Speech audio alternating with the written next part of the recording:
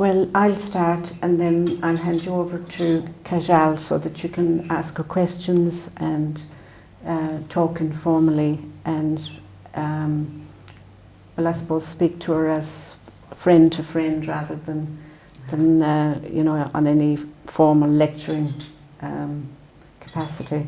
So as you can see from the Soup and Substance Lenten series, I'm here to respond to the invitation to speak to the topic of accompanying refugees. I'm also very privileged to have with me Kajal, who over the past 4 years has been accompanying me. She's been my interpreter, my special link person with the rest of the Kurdish community in Carrick-on-Shannon. I think it's very appropriate that we're both here because when I looked at your vision statement at Mercy International Association, it says to keep the vision, this vision keeps alive the founding spirit of Catherine Macaulay, and I believe that our presence here today enhances this idea of keeping the spirit of Catherine alive and present in this wonderful building. For myself, I'm here as part of a Mercy family. My own birth family was very Mercy oriented, so I feel lucky that I ended up as a Sister of Mercy because I felt it built on the spirit that I inherited from my own family.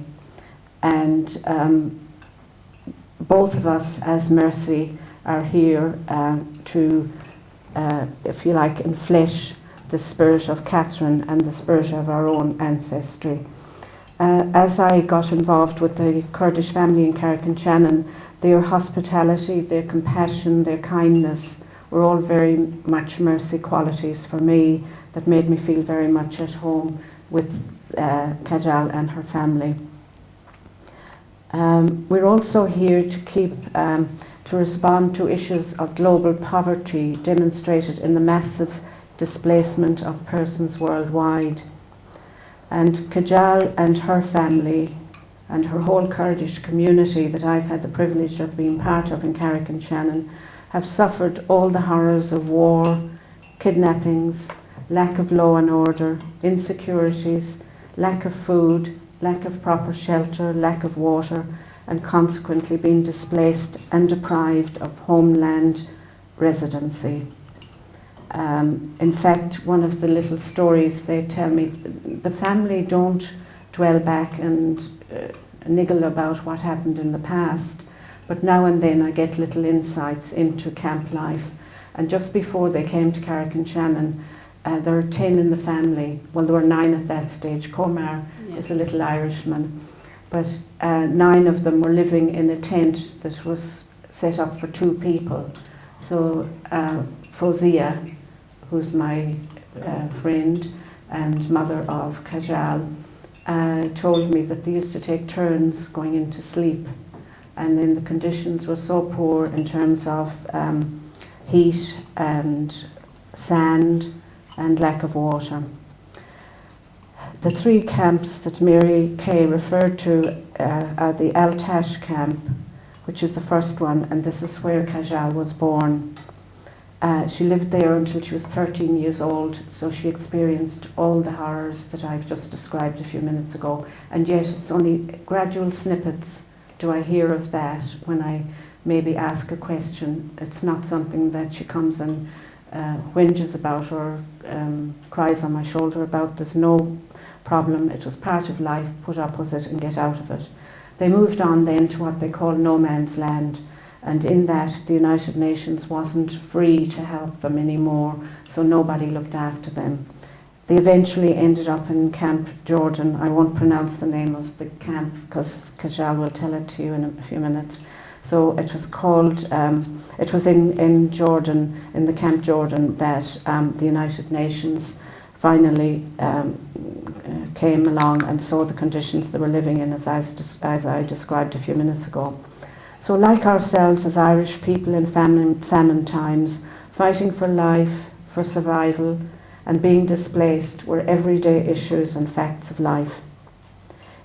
As Iranian Kurds in their own homeland that were forbidden to speak their language, They were taught Persian up to age 5, Arabic from grade 5, and English from grade 9. And so as a minority group, they suffered all the consequences of that.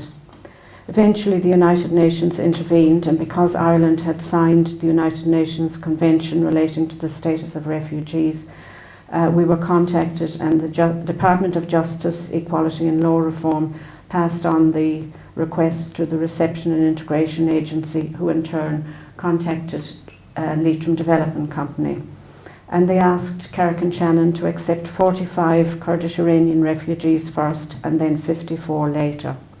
When that happened, the Leitrim Development Company got together the Department of Social and Family Affairs, Citizens Advice, schools, HSE and county councils, and all together formed what we now have as the Leitrim Development Refugee Support Group.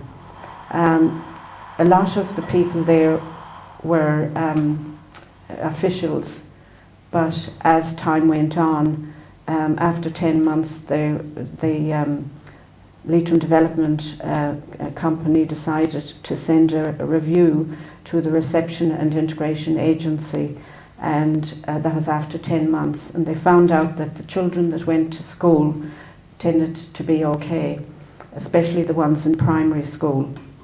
They had special needs assistance and whatnot. In the local community school where Gajal said she went to, the girls adjusted very well. They got on very well and were excellent students, and I heard nothing but praise for them. But actually it wasn't the same for the boys. They had great difficulty because I don't think Irish boys were well prepared to receive the different culture, and also what one Irish boy would see as a prank, it could be an expression of aggression to a Kurdish boy, and consequently there could be a response of aggression. And we did have a little bit of official bother with the law, but as it turned out, the understanding of teachers, and especially a very good guard that we have in Carrick, Pat Leonard, the whole thing was sorted out and we got over the problem. The review that was presented mentioned that the adults became very isolated, and the biggest barrier for the adults was the language barrier. So you might ask, where do I fit into this story? Obviously I didn't fit into it up to this, because I was still down running a bed and breakfast in Bunratty and whatnot. So in 2007 I came up to Carrick-on-Shannon. I asked to return to my place of birth to retire. So I thought I was going to rest, relax, put my feet up and enjoy the marine setting of my childhood after being away for 45 years, but that didn't happen. I got very restless and I started to look out and say there is more to life again, and I do have energy. So I began working in the parish at first, and then I found that a bit restrictive, and I used to walk along the streets, and I got a shock to see what I thought were older Kurdish women, but I later discovered they were younger than I am, walking along, and they wouldn't look up, and I used to walk along side by side with them and make an effort to say hello, but there was no response.